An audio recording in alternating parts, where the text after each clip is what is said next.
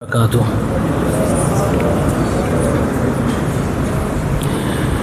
الحمد للہ رب العالمین والصلاة والسلام علی رسولہ الامین وبعد۔ برادران اسلام، نوجوان ساتھیوں، عزیز بچوں، اسلامی ماں اور بہنوں، چوتھے پارے کی شروعات میں اللہ تبارک و تعالی نے اسلام کی 3 امتیازی خوبیوں کا تذکرہ فرمایا ہے، یعنی کہ اسلام کی پہچان والی 3 باتیں بتلائی ہیں۔ اس میں سے پہلی بات یہ کہ مسلمانوں کے لیے زندگی میں اگر وہ مستطیع ہیں تو ایک بار حج فرض ہے۔ یہ اسلام کی پہچان ہے، اسلام کی شان ہے۔ اگر حج فرض ہو جائے تو انسان کو کرنا چاہیے۔ امن و امان کے ساتھ مکہ پہنچ سکتا ہو، وہ صحت یاب ہو، بیماری اس کو لاحق نہ ہو، جانے کا خرچہ اٹھا سکتا ہو، اور اگر کوئی خاتون ہے تو اس کے ساتھ میں کوئی محرم ہو، تو ان شرطوں کے ساتھ حج فرض ہو جاتا ہے۔ بہت سارے ایسے لوگ جو آج دہریت کی طرف جا رہے ہیں اور ماڈرنزم کے نام پر اسلام کی بیسک چیزوں کو چھوڑتے ہوئے جا رہے ہیں، وہ کئی بار یہ نعرہ دے دیتے ہیں کہ حج کرنے سے بہتر ہے کسی غریب کی مدد کر دو، کسی بیوہ کی مدد کر دو۔ میرے بھائیوں، یہ سننے میں تو اچھی بات لگتی ہے، لیکن یہ اسلام کے ایک پلر کو گرانے کی بات ہے، لہٰذا یہ غلط بات ہے۔ حج ایک الگ عبادت ہے، صدقہ و خیرات کرنا، ڈونیشن کرنا اور غریبوں مسکینوں کی مدد کرنا یہ الگ عبادت ہے۔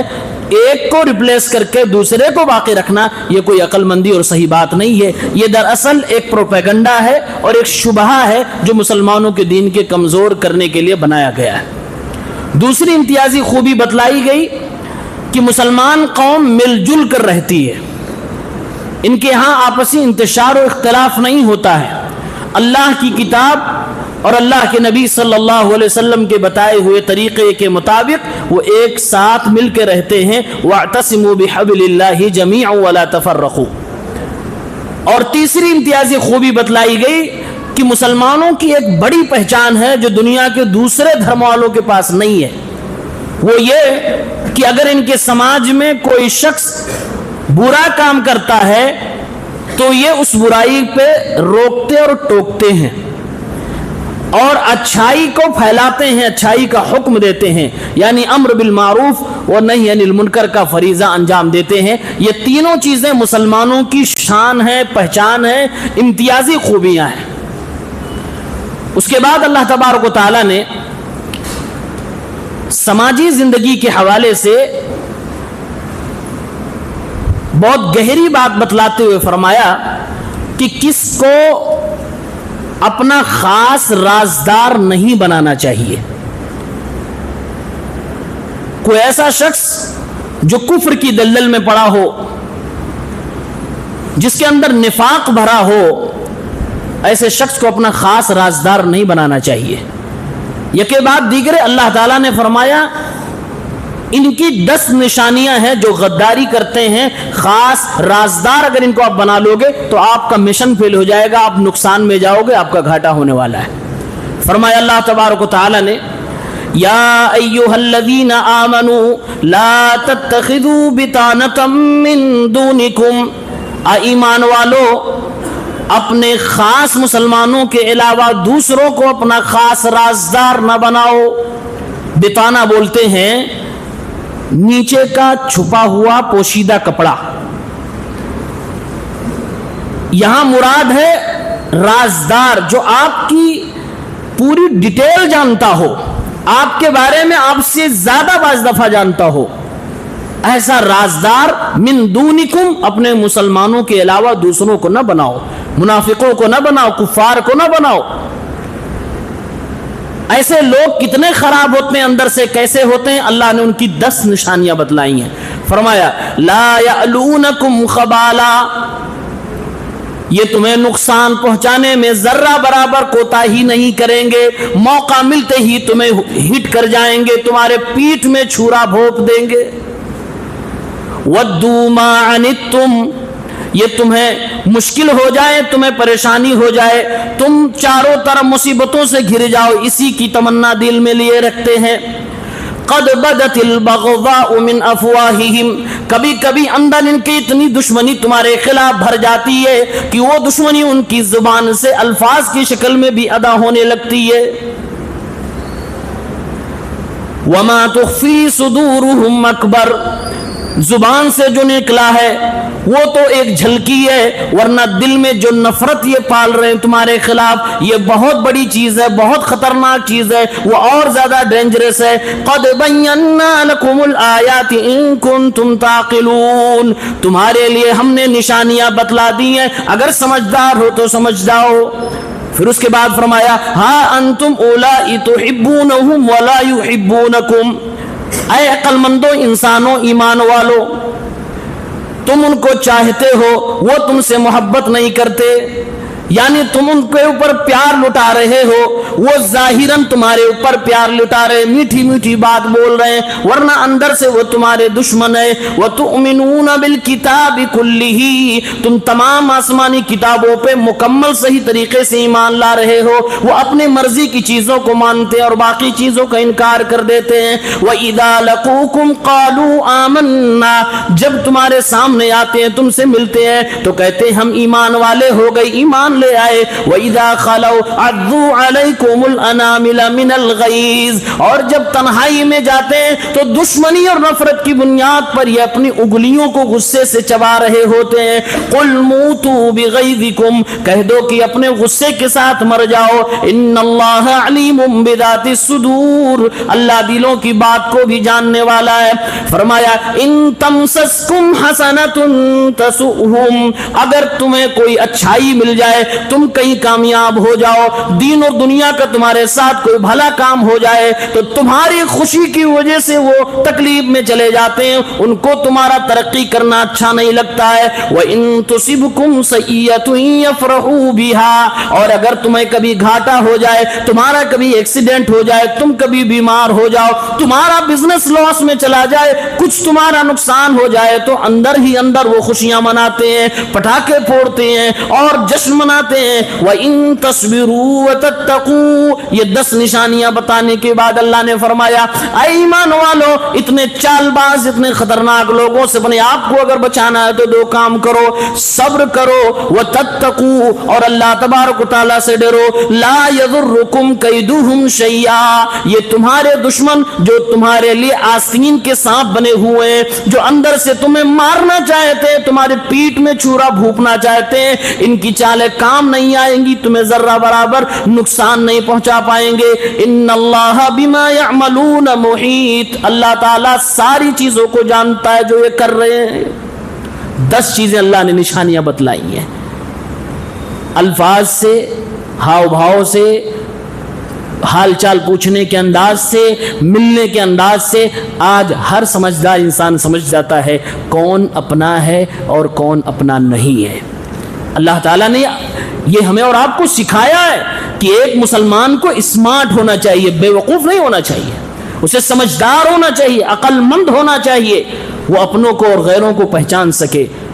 اسی لیے اللہ کے نبی صلی اللہ علیہ وسلم فرماتے ہیں لا یلدغ المؤمن من جحر مرتين، مومن اتنا ہوشیار، اتنا عقل مند ہوتا ہے کہ ایک بار جہاں دھوکہ کھا جائے دوسری بار وہاں جاتا نہیں ہے، دوسری بار وہ کام کرتا نہیں ہے۔ ایک مومن ایک ہی سوراخ سے 2 بار نہیں ڈسا جاتا، ایک بار اگر چکمہ دے لے گئے لیکن دوبارہ نہیں چکمے میں آئے گا، تمہارے ہاتھ نہیں آنے والا، کیونکہ مسلمان ایمان والا ہوشیار ہوتا ہے، اس لیے کہ اس نے قرآن پڑھا ہے، یہ آیت بتانا پڑھا ہے۔ اس کے بعد اللہ تعالیٰ نے سورہ آل عمران کے اندر غزوہ بدر کا ذکر فرمایا، کیسے اللہ نے اس میں مدد نازل فرمائی، اور غزوہ احد کا بھی ذکر فرمایا، اور اس میں کیسے مسلمانوں کا کچھ نقصان ہوا، کیا وجہ، کیا سبب بنا، انہوں نے نافرمانی کی، نافرمانی کی وجہ سے بہت سارا نقصان اٹھانا پڑا۔ اللہ تعالیٰ نے ان دونوں جنگوں پہ تبصرہ کیا ہے، اور اس کے بعد اللہ تبارک و تعالیٰ نے ہمارے اور آپ کو تزکیہ کرنے کے لیے مومنوں کی کچھ خوبیاں بتلائی ہیں، کچھ صفات بتلائی ہیں کہ مومن ایسا ہوتا ہے۔ فرمایا اللہ تعالیٰ نے وَسَارِعُوا إِلَى مَغْفِرَةٍ مِّن رَّبِّكُمْ وَجَنَّةٍ عَرْضُهَا السَّمَاوَاتُ وَالْأَرْضُ أُعِدَّتْ لِلْمُتَّقِينَ۔ اے ایمان والو، اللہ کی جنت کو پانے کے لیے آپس میں کمپٹیشن کرو، دوڑو، آگے بڑھو۔ اللہ کی بخشش کو پانے کے لیے، اللہ کی جنت کو پانے کے لیے، وہ جنت اتنی بڑی ہے، عَرْضُهَا السَّمَاوَاتُ وَالْأَرْضُ، اس کی چوڑائی صرف آسمان و زمین سے زیادہ، أُعِدَّتْ لِلْمُتَّقِينَ، یہ پرہیزگاروں کے لیے تیار کی گئی۔ اللہ تعالی ہم سب کو جنت کے اندر اکٹھا فرمائے، بولو آمین۔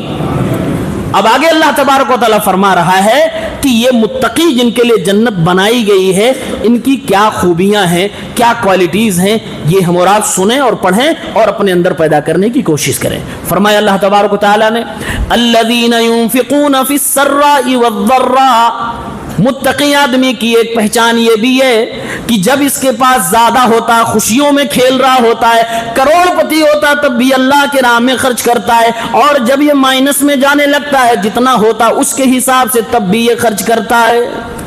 خوشی میں بھی خرچ کرے گا، غمی میں بھی خرچ کرے گا۔ کیا مطلب ہوا؟ آج بہت سارے لوگ ہوتے ہیں، اس سال رمضان میں بھائی ہمارا نقصان ہو گیا، میں نہیں دوں گا، اس سال لاکھوں میں تھے تو آپ نے اس حساب سے خرچ کیا، اس سال کم ہے تو جس حساب سے اسی حساب سے خرچ کیجئے۔ اللہ فرما رہا متقی کی پہچان یہ ہے کہ وہ خوشیوں میں اور غمیوں میں، ہر سچویشن میں اپنی خوبیاں چھوڑتا نہیں ہے، وہ کرتا رہتا ہے۔ والکاظمین الغیظ، اور دوسری نشانی متقی آدمی جس کے لیے جنت بنائی گئی یہ ہے کہ یہ غصے کو پینے والے ہوتے ہیں۔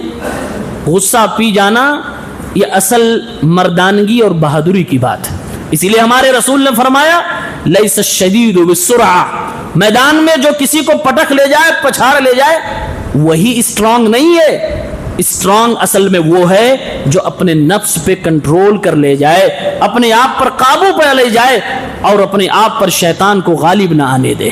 اسی لیے اللہ کے نبی صلی اللہ علیہ وسلم کی ایک روایت آپ نے فرمایا من کظم غیظا وهو يستطيع ان ينفذه، جس آدمی کو غصہ آیا اور اپنے غصے کو وہ امپلیمنٹیشن دے سکتا تھا، غصہ نفاذ کر سکتا تھا، یعنی غصے کو اتار سکتا تھا، لیکن اس آدمی نے غصے کو کنٹرول کر لیا، اس کو اپلائی نہیں کیا، قیامت کے دن اسے جب بلایا جائے گا ساری دنیا کے سامنے اللہ تعالیٰ اس کو کھڑا کرے گا اور کہے گا اے میرے بندے تو نے اپنے نفس پہ کنٹرول کیا، اصلی اسٹرانگ آدمی تو ہی ہے، یہ جنت کی حوریں ہیں، جتنی چاہے جو چاہیں تم لے جاؤ اس کو۔ سنن ترمذی کی صحیح حدیث یہ موجود ہے۔ حکمت اگر آپ تلاش کرو گے، کیوں؟ ہمارے نبی نے جو فرمایا طاقتور یہ ہے، اصلی مرد یہ ہے، اسی حساب سے بدلہ دیا جا رہا ہے۔ اللہ نے دوسری نشانی، تیسری نشانی بتاتے ہوئے فرمایا والعافین عن الناس واللہ یحب المحسنین، لوگوں کو معاف کرنے والا ہوگا اور اللہ تعالی احسان کرنے والوں کو پسند فرماتا ہے۔ کسی نے غلطی کی، آپ کو غصہ آیا، یہ انسانی نیچر ہے، فطرت ہے، کوئی حرج کی بات نہیں۔ غصہ آپ نے پی لیا، آپ بدلہ لے سکتے تھے، صرف غصہ ہی پیا نہیں، آپ نے اسے معاف بھی فرما دیا، آپ نے اس پر احسان کر دیا۔ یہ کیا تھا؟ یہ احسان ہو گیا۔ اب اللہ تعالیٰ فرما رہا ہے اے میرے بندے، تو نے جو احسان کیا ہے تو میرا محبوب بندہ بن گیا، اب میں تجھے پسند کرنے لگا ہوں۔ اب آگے اللہ تعالیٰ اور ایک کوالٹی بتلاتے ہوئے فرما رہا ہے والذین اذا فعلوا فاحشۃ او ظلموا انفسهم، جنت ان لوگوں کے لیے بنائی گئی ہے جب ان سے کوئی بے حیائی و بے شرمی والا کام ہو جاتا ہے، یا پھر یہ اپنے نفس پہ ظلم کر بیٹھتے ہیں، کوئی گناہ کر بیٹھتے ہیں، کوئی غلط ویڈیو دیکھ لی، بے حیائی والی ویڈیو دیکھ لی، موبائل پہ آ گئی، دیکھنے کا نیچر نہیں ہے لیکن نظر پڑ گئی، گناہ سرزد ہو گیا، کوئی بے حیائی والا بے شرمی والا کام کر بیٹھا۔ اللہ فرما رہا ہے اب یہ اگر جنتی بندہ بننا چاہتا ہے، ذکر اللہ، تو فوراً اللہ کو یاد کرے، میرے اللہ نے اس حرام کام سے مجھے منع فرمایا، فاستغفروا لذنوبہم، فوراً اللہ سے فرمائے اے اللہ میں نے غلطی کر دی، میرا نفس میرے اوپر غالب آ گیا، مجھے معاف فرما دے۔ اللہ تعالیٰ ان کو معاف فرما دیتا ہے۔ وَمَن يَغْفِرُ الذُّنُوبَ إِلَّا اللَّهُ، اللہ کے علاوہ کون ہے جو دنیا کو معاف کر سکے؟ بخشش کرنے والا وہی ہے. یہ نیک لوگوں کی پہچان بتائی جا رہی ہے کہ بے حیائی و بے شرمی کا کام ان سے ہو جاتا, گناہ ہو جاتا, فوراً یہ ڈر جاتے, اللہ کو یاد کرتے اور فوراً اللہ کے سامنے روتے گڑگڑاتے اور معافی مانگتے. اللہ معاف بھی فرما دیتا ہے. اللہ فرماتا ہے یا ابن آدم انک لو اتیتنی بقراب الارض خطایا ثم لاقیتنی, اے آدم کی اولاد, اگر تو نے گناہ اتنا کیے کہ زمین کے سارے خزانے تیرے گناہوں سے بھر جائیں, زمین سے لے کے آسمان تک تیرے گناہوں کا رجسٹر ہو, کل میرے پاس آئے, اس میں شرک نام کا کوئی گناہ نہ ہو, تب میں تجھے معاف کر دوں گا. اللہ فرما رہا ہے میں تب معاف کر دوں گا, لیکن شرک ہوگا تو نہیں معاف کروں گا. آسمانوں تک اگر گناہوں کا رجسٹر ہو اور انسان اللہ کی بارگاہ میں جائے, اللہ اگر چاہے تو معاف کر دے گا. یہ اللہ تبارک و تعالیٰ غفور الرحیم. اور ایک خوبی اور بتائی جس کے ہم اور آپ کوتاہ ہیں, جو ہم میں سے اکثر لوگوں کے پاس نہیں ہوتی ہے. اللہ تعالیٰ ہم سب کو وہ خوبی عطا فرمائے. فرمایا اللہ نے وَلَمْ يُصِرُّوا عَلَى مَا فَعَلُوا وَهُمْ يَعْلَمُونَ. گناہ ایک بار ہوا, دو بار ہوا, معافی مانگ رہے ہیں, توبہ کر رہے ہیں, گناہوں پہ ڈٹتا نہیں ہے, گناہوں پہ اڑتا نہیں ہے, اور گناہوں سے لاپرواہ نہیں ہوتا ہے. یہ وہ خوبی ہے جس خوبی کو پیدا کرنے کی وجہ سے انسان جنتی بن سکتا ہے, جنت کا مستحق ہو سکتا ہے. گناہ ہو جانا یہ زیادہ ڈینجرس نہیں ہے. گناہ پہ اڑ جانا, اپنی انا میں گناہ پہ جمے رہنا اور گناہ سے لاپرواہ ہونا, یعنی گناہ کے بارے میں سیریس ہی نہ ہونا, یہ وہ گناہ ہے جس کو اللہ تبارک و تعالیٰ بہت زیادہ اس کو سیریس لیتا ہے اور فرماتا ہے جنت میں جانے والے ایسے نہیں ہوں گے. یہ تو جہنمیوں کی صفت ہے. جنت والے وہ ہوں گے جو ایک بار ہوا, دو بار ہوا, تین بار ہوا, اللہ بس کر معاف فرما, زیادہ ہو رہا ہے مجھے معاف کر دے, اے اللہ اس برائی سے ہم کو نجات عطا فرما دے. وہ چھوڑ دیتے ہیں برائیوں کو.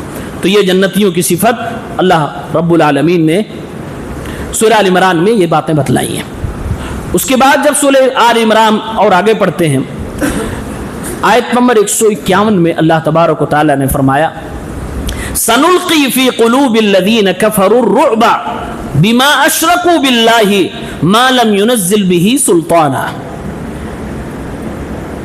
مسلمانوں کو کہا جا رہا ہے من حیث القوم, تم مضبوط ہو, تمہارے پاس ایمان ہے, شیطان سے تم لڑ سکتے ہو, رب تمہاری مدد کے لیے تیار ہے, تم دوسروں سے ڈر رہے ہو, تم مرعوب ہو رہے ہو, یہ نہیں ہو سکتا. اللہ نے فرمایا ایمان پہ رہو, توحید پہ رہو, تمہارا دبدبہ اتنا ہوگا کہ جو بے ایمان ہیں, جو شرک والے ہیں, وہ تم سے ڈریں گے. ان کے دل میں تمہارا خوف پیدا ہوگا, وہ تم سے مرعوب ہوں گے, تم ان سے مرعوب نہیں ہوں گے, وہ تم سے انسپائر ہوں گے, تم ان سے انسپائر نہیں ہوگے. اور اللہ نے وجہ کیا بتائی ہے, مسلمانوں اہل توحید خوش ہو جاؤ. اللہ تبارک تعالیٰ نے وجہ بتلاتے ہوئے فرمایا بما اشرکوا باللہ ما لم ينزل به سلطانا. کافروں کے دل میں رعب و دبدبہ مسلمانوں کا اس لیے ڈالوں گا کہ کفار شرک کیا کرتے ہیں, اور شرک کرنے والا کبھی بھی بہادر نہیں ہو سکتا. شرک کرنے والا دراصل اللہ کے حقوق میں چوری کرتا ہے, اور ہر چور ڈرنے والا ہوتا ہے, ڈرپوک ہوتا ہے. ہر چور ڈرپوک ہوتا ہے, اس لیے وہ کبھی بھی بہادر نہیں ہو سکتا. اسی کو اللہ نے فرمایا بما اشرکوا باللہ, شرک کرنے کی وجہ سے ان کے پاس اتنا بڑا ویک پوائنٹ ہو گیا کہ ہٹے کٹے ہونے کے باوجود, مالدار ہونے کے باوجود, ساری دنیا کی ٹیکنالوجی ہونے کے باوجود یہ ڈرپوک قوم ہوا کرے گی. ڈرپوک کون؟ کفار, مشرکین. اللہ فرما رہا ہے شرک کی وجہ سے یہ تم سے ڈریں گے. مسلمانوں, جب مسلمانوں نے شرک کرنا شروع کیا تو یہ بھی ڈرپوک قوم بن گئی. اگر مسلمانوں میں شرک نہ ہوتا تو یہ ڈرپوک قوم کبھی نہ بنتی. اللہ کے نبی کی ایک حدیث آپ نے سنی ہوگی, اللہ کے نبی فرماتے ہیں اللہ تعالیٰ نے مجھے 6 چیزیں وہ عطا فرمائی جو ہم سے پہلے نبیوں کو نہیں دی تھی. اسی میں سے آپ نے ایک بات یہ بھی فرمائی, نصرت بالرعب مسیرۃ شہر. اللہ تعالیٰ نے ہماری قوم کو, مجھے, میرے ساتھیوں کو, صحابہ کو وہ دبدبا عطا فرمایا تھا کہ ہم اپنے دشمن سے 1 مہینے کی دوری پہ ہوتے تھے. ہمارا دشمن ہمارا تذکرہ, ہمارا نام سن کے لرزتا تھا, کانپتا تھا. یہ وہ خوبی اللہ نے عطا فرمائی جو آپ سے پہلے نبیوں کو بھی نہیں دی گئی. میرے ساتھیوں, کیوں؟ ریزن سمجھ میں آیا؟ قرآن کی آیت اس حدیث کو ملاؤ. کیوں؟ کیونکہ اللہ کی قسم ہے محمد الرسول اللہ توحید پہ تھے, توحید پہ عمل کرنے والے, توحید کے پرچارک تھے. آپ نے پوری زندگی توحید کے لیے لگا دی, اور آپ نے جو تربیت کی صحابہ کرام کی, کوئی بھی صحابی آپ نہیں دکھا سکتے جس صحابی نے شرک کیا ہو. سب کے سب اہل توحید تھے, مصطفیٰ توحید والے, آپ کے ساتھی توحید والے. ان سے دنیا نہیں لرزے گی تو ہم سے اور آپ سے لرزے گی. توحید ایک پاور ہے, یہ جنریٹ ہوتا ہے پاور یہاں سے. جب ہم اس کو تھامیں گے اللہ تعالی ہمیں طاقتور بنائے گا, اور اگر اس سے دور ہوتے جائیں گے, شرک زندگیوں میں آئے گا تو ڈرپوک ہو کے جائیں گے. یہ قرآن کریم کا اسٹیٹمنٹ ہے, قرآن کریم کا بیان ہے. لوگوں نے شرک کیا تو ان کے دلوں میں اتنا ڈر آیا کہ کتے, بلی اور دوسرے جانوروں سے بھی ڈرنے لگے. بلی نے راستہ کاٹ دیا, اب نہیں جائیں گے, ڈر لگ رہا ہے. یہ سب بدعقیدگی کیوں؟ یہ ڈر کہاں سے آ رہا ہے؟ ادھر سے گزر رہے ہیں, یہاں متھا ٹیک دو, یہاں چلا دو, نہیں تو برا ہو جائے گا. یہاں گئے تھے, وہاں حاضری نہیں دیا, کچھ برا ہو جائے گا, جیت نہیں پائیں گے, ہار جائیں گے, پاس نہیں ہو پائیں گے. یہ سارے جو ڈھکوسلے, بدعقیدگی, یہ ڈر آ رہا ہے دل میں, شرک کی بنیاد پہ آ رہا ہے. اگر نڈر بننا ہے تو شرک کو چھوڑنا ضروری ہے. آگے اللہ تبارک و تعالیٰ نے سورہ ال عمران کی سب سے آخری آیت کو میں آپ کے سامنے کوٹ کر رہا ہوں. فرمایا تبارک و تعالیٰ نے, اے مسلمانوں تم نڈر ہو, بہادر ہو, کیونکہ تم اہل توحید ہو. دعا بھی اللہ سے مانگتے ہو کہ اللہ ہمیں, ہماری مدد کر, ہمیں کامیاب کر. صرف دعا مانگنے سے کامیابی نہیں ملے گی, کچھ کرنا بھی پڑے گا. تو دعا کے ساتھ ساتھ عمل بھی کرو. کیا عمل کرنا ہے؟ اللہ رب العالمین نے 4 کام بتائے ہیں سکسیس کو پانے کے لیے. 4 کام بتائے ہیں. فرمایا اللہ تعالیٰ نے, یا ایھا الذین آمنوا اصبروا وصابروا ورابطوا واتقوا اللہ. اے ایمان والو صبر کرو, اپنے مقابل سے زیادہ صبر کرو, ڈٹے رہو. ورابطوا, اپنے مورچوں پہ ڈٹے رہو, ثابت قدم رہو. واتقوا اللہ, اور اللہ تعالیٰ نے جن چیزوں کو حرام قرار دے دیا ان سے اپنے آپ کو دور کر لو. لعلکم تفلحون, تاکہ تم کامیاب ہو جاؤ. یہ 4 کام کریں گے کامیابی مل جائے گی, دنیا کے اعتبار سے بھی اور دین کے اعتبار سے بھی. دنیا میں بھی اگر آپ کا کوئی ٹارگٹ اور مشن ہے, آپ کامیاب ہونا چاہتے ہیں, ایگزام کریک کرنا چاہتے ہیں, بزنس میں سکسس پانا چاہتے ہیں, علم کمانا علم حاصل کرنا چاہتے, کچھ بھی آپ کرنا چاہتے ہیں جو آپ کے لیے حلال ہے, آپ اس میں سکسس پانا چاہتے ہیں, اللہ نے اصول بتایا 4. کہا اسبرو, ثابت قدم رہو. ایسا نہیں کہ آج نہیں کامیابی ملی, کل نہیں ملی, پرسوں سے چھوڑ دیا.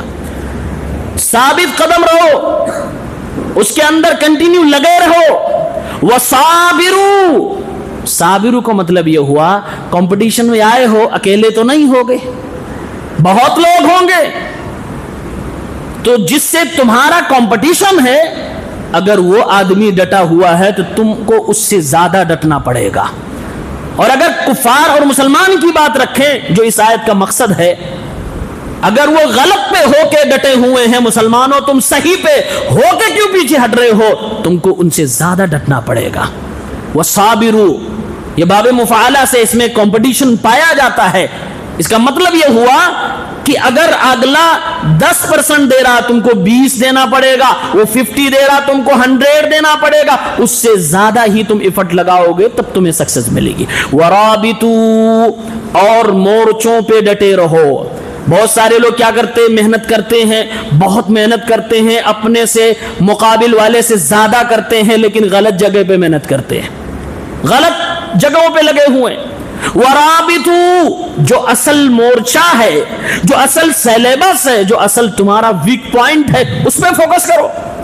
جہاں سے تمہاری کمزوری تمہارے اندر انٹر ہو رہی ہے اس پہ فوکس کرو اور اس سے ٹکراؤ، اس کے لیے تیاری کرو. ورابطو، یہ تین چیزیں تو آ گئیں آپ کے اپنے ٹارگٹ کے اچیومنٹ کے لیے. ایک چیز ہے جو پوری زندگی کام آتی، وہ ہے واتقوا اللہ.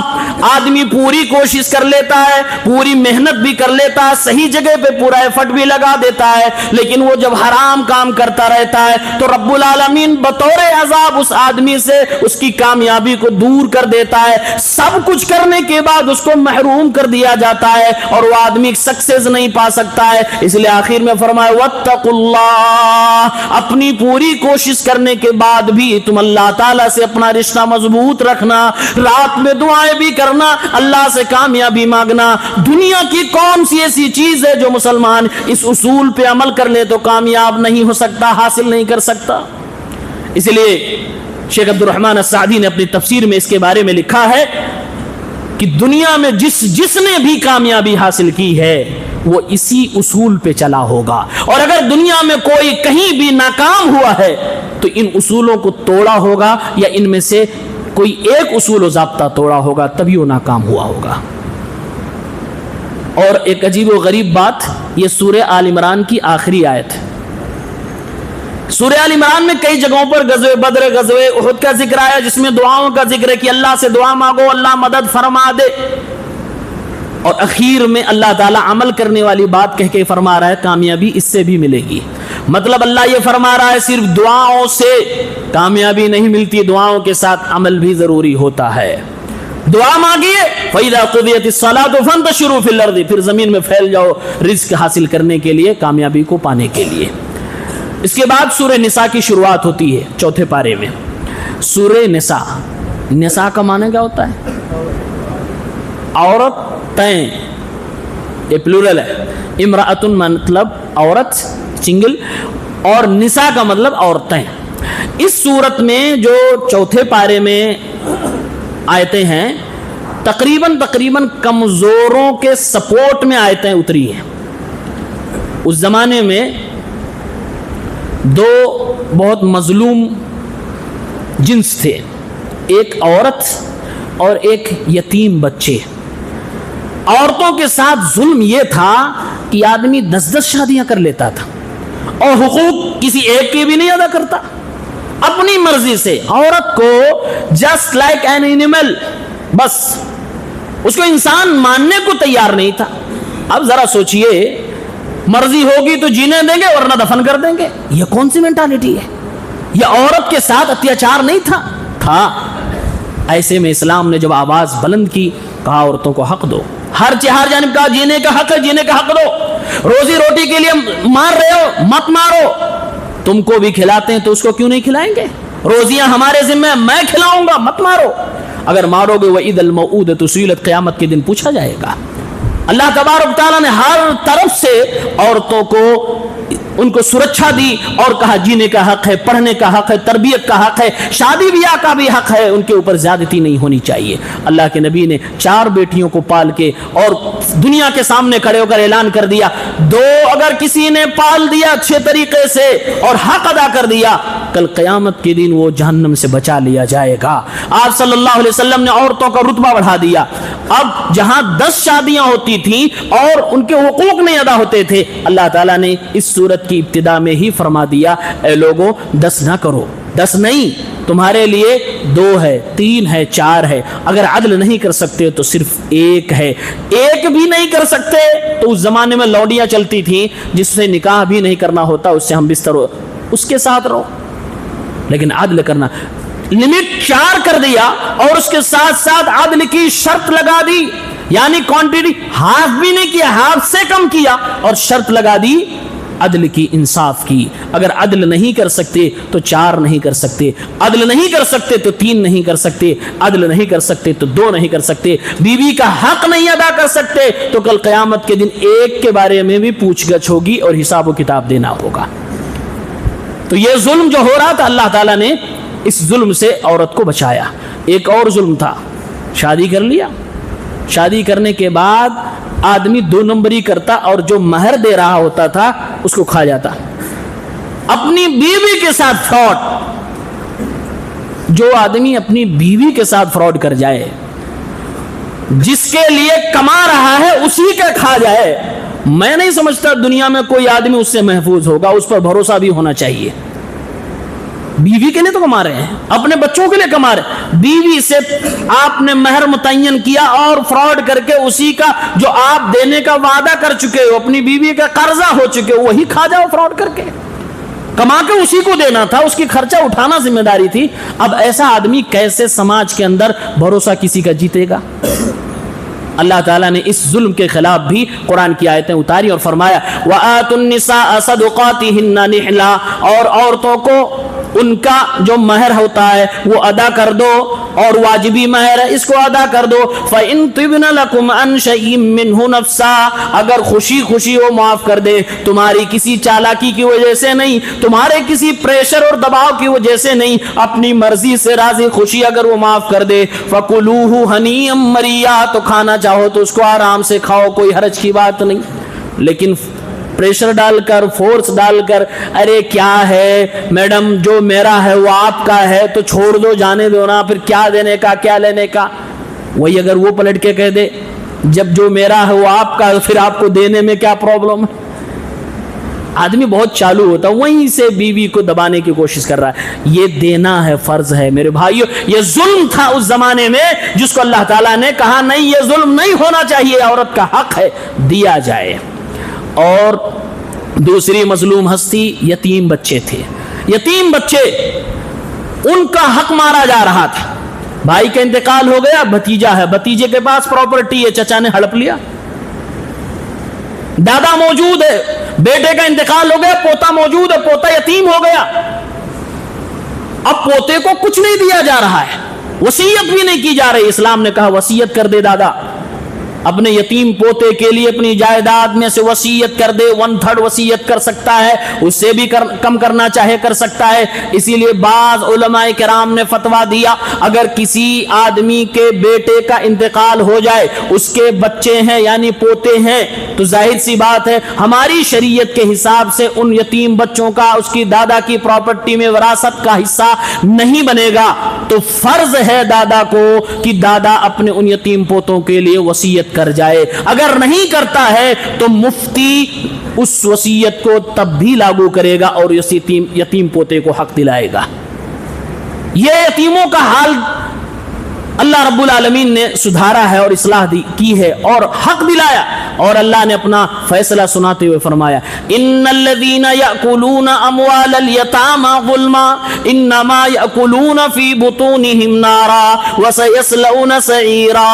اے لوگوں جو یتیموں کا مال کھا جاتے ہو, چاہے اپنے سگے گھر کا یتیم ہو یا پھر یتیم بچوں کا مدرسہ چلا رہے ہو, باہر سے پیسہ لا کے خود کھا رہے ہو, ہر طرح کے یتیموں کے اوپر اگر کوئی ظلم کر رہا ہے, اس کا مال کھا رہا ہے, اللہ تعالیٰ نے فرمایا وہ مال نہیں, وہ جہنم کا انگارہ اپنے پیٹ میں بھر رہا ہے. وَسَيَصْلَوْنَ سَعِيرًا, اور اس آدمی کا راستہ تو جہنم تک جانے والا, یہ جہنم میں جائے گا.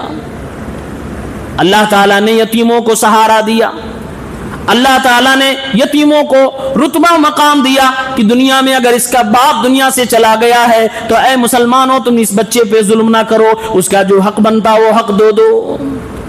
یہ دوسری کمزور ہستی تھی جس کو اللہ تعالیٰ نے سورہ نساء کے اندر ڈسکس کیا ہے. اور پھر سے تیسرے نمبر پر یہی دونوں ایک ساتھ آ گئے, جہاں ایک ساتھ دونوں پہ اتیاچار کیا جاتا تھا, یعنی عورت پہ بھی اور چھوٹے چھوٹے بچوں پر بھی. وراثت میں دونوں کو حصہ ختم. زمانے جاہلیت میں نہ عورت کو حصہ ملتا وراثت میں اور نہ ہی چھوٹے بچوں کو. بولتے تھے جب بڑے ہو جاؤ گے تلوار اٹھانے کے لائق تب حصہ ملے گا باپ کی پراپرٹی میں. چھوٹے ہو تم, ابھی چائلڈ اور کڈ ہو, تم کو اپنی باپ کی پراپرٹی میں حصہ نہیں ملے گا. بچے ہو لڑکے ہو تو کوئی بات نہیں ملے گا. ظلم ہو رہا تھا. اور اسلامی شریعت میں وراثت کا جو قانون آیا, جو لا آیا, آپ تفسیریں پڑھیں, سنن ترمذی 2092, اللہ تبارک و تعالیٰ نے یہ آیتیں اتاری ہی تھی عورت کو حق دلانے کے لیے. اللہ کے نبی صلی اللہ علیہ وسلم کے پاس ایک مقدمہ آیا, ہسٹری کا پہلا کیس تھا جس میں کوئی عورت آئی تھی یہ کہنے کے لیے کہ اللہ کے نبی میری پراپرٹی میرے دیور جی نے کھا لیا ہے. ان کے شوہر کی وفات ہو گئی، شہید ہو گئے، 2 بیٹیاں 1 بیوی، 3 کی 3 عورت، 2 بیٹیاں 1 بیوی 3 عورت، سگے بھائی کا انتقال ہو گیا، ایک بھائی نے اپنے سگے بھائی کی پراپرٹی کھا لی، یہ عورت اپنے 2 یتیم بچیوں کو لے کر اللہ کے نبی کے پاس آ گئی، اے اللہ کے نبی ہماری بچیاں کیسے جئیں گی، کیسے گزارا ہوگا، اے اللہ کے نبی فیصلہ فرمائیے، آپ میرے شوہر کو بھی جانتے ہیں اور میرے شوہر کے بھائی کو بھی جانتے ہیں جس نے ہماری پراپرٹی کھا لی ہے۔ اللہ کے نبی نے ابھی کوئی فیصلہ نہ دیا، وہ عورت تھوڑی سی کھسکی ہی تھی، ادھر آسمانوں سے جبرائیل علیہ السلام اتر گئے اور اللہ تعالیٰ نے قرآن کی آیت اتاری، یوصیکم اللہ فی اولادکم للذکر مثل حظ الانثیین، آیت میراث اتار دی، اللہ کا تاکیدی حکم ہے، فورس کے ساتھ آرڈر ہے کہ اپنی اولاد میں اپنی جائیداد کو اچھے طریقے سے تقسیم کر دو۔ اللہ کے نبی نے اس کو بلایا، خاتون کو بلایا اور کہا اپنے اس دیور کو بلاؤ، اس کو بھی بلایا گیا اور اللہ کے نبی نے فیصلہ فرما دیا، کہا ان یتیم بچیوں کو دو 2/3 اور پھر اس کی ماں یہ ہے، یعنی اور اس کی ماں کو تم 1/8 دو، اس کے بعد جو بچے گا وہ تمہارا ہوتا ہے۔ جو اکیلے پورا کھا گیا تھا، اللہ کے نبی نے یتیم بچیوں کو دلایا، اس بیوہ عورت کو دلایا، پھر کہا اب بچ رہا ہے تو تمہارا ہو گیا۔ پہلا کیس سولو کیا گیا کس کے مقدمے پہ؟ 3 لیڈیز، اور آج پھر سے یہی زمانہ پلٹ کے آ گیا ہے، پھر سے عورتوں کو وراثت سے الگ کر دیا گیا۔ اس ظلم کے خلاف بھی اللہ تبارک و تعالیٰ نے قرآن کی آیتیں اتاری اور اللہ تعالیٰ نے فرمایا للرجال نصیب مما ترک الوالدان والاقربون وللنساء نصیب مما ترک الوالدان والاقربون مما قل منه او كثر نصیبا مفروضا۔ جیسے مردوں کا حصہ ہے ویسے عورتوں کا بھی حصہ ہے، پراپرٹی تھوڑی ہو تب بھی ملے گا، زیادہ ہو تب بھی ملے گا، نصیبا مفروضا، یہ دنیا میں نہیں اللہ کی طرف سے حساب کتاب کر کے دیا گیا۔ اور آگے اللہ تبارک و تعالیٰ نے فرمایا کہ جو ایسا نہیں کرے گا، نافرمانی کرے گا، اس کا ٹھکانہ جہنم ہے اور ہمیشہ کے لیے جہنم ہے۔ یہ حق حقوق کا معاملہ ہے، اس معاملے میں میرے ساتھیوں اس ناحیے سے بھی سوچو۔ آج ہم اور آپ نیکیاں کر رہے ہیں نا، بڑی محنت سے تراویح پڑھے، نماز پڑھے، روزہ رکھے، زکوٰۃ، خوب نیکیاں ہمارے خزانے میں آ جائیں، لیکن اپنی بہن بیٹیوں کا حصہ اگر کھا گئے، کل قیامت کے دن کسی کا حق کھانے کے بدلے میں کیا دینا پڑ گیا؟ نیکی۔ آپ کی ہماری خود کی بیٹی بہن اللہ کی بارگاہ میں کھڑے ہو کر اپنے باپ اور بھائی کی نیکیاں لیتی چلی جائیں، وہ باپ جو ان بیٹیوں کی وجہ سے جنت میں جانے والا تھا، اسی بیٹی کی وجہ سے اگر جہنم میں چلا جائے، اس سے بڑی بدنصیبی کیا ہو سکتی ہے؟ کوئی دوسرا مارے تو مارے، اپنا اگر مارے تو وہ زخم زیادہ گہرا ہوتا ہے۔ اپنوں کی وجہ سے آدمی جہنم میں چلا جائے، نیکیاں وہ لے، وہاں اللہ کی عدالت ہوگی، وہاں یہ نہیں ہوگا بیٹا تم تو میری بیٹی ہو، تم تو میری بہن، وہاں کوئی ایموشنل بلیک میل نہیں ہو سکتا، وہاں اللہ کی عدالت ہوگی، ہر ظلم کے بدلے میں نیکیاں دینی پڑیں گی، نیکیاں ختم تو گناہ لینا پڑے گا، یہ اللہ کی عدالت کا فیصلہ ہے۔ یہ 3 مظلوم تھے، 3 طریقے کے ظلم تھا جو اس سماج میں تھا، اور یہ سورہ نساء کی ابتدائی آیات میں ہے جس کو آپ کے سامنے رکھا گیا۔ یہ 4 پارے کی آپ کے سامنے مختصر تفسیر تھی۔ اللہ تعالیٰ ہم سب کو عمل کرنے کی توفیق دے۔ وآخر دعوانا ان الحمد للہ رب العالمین۔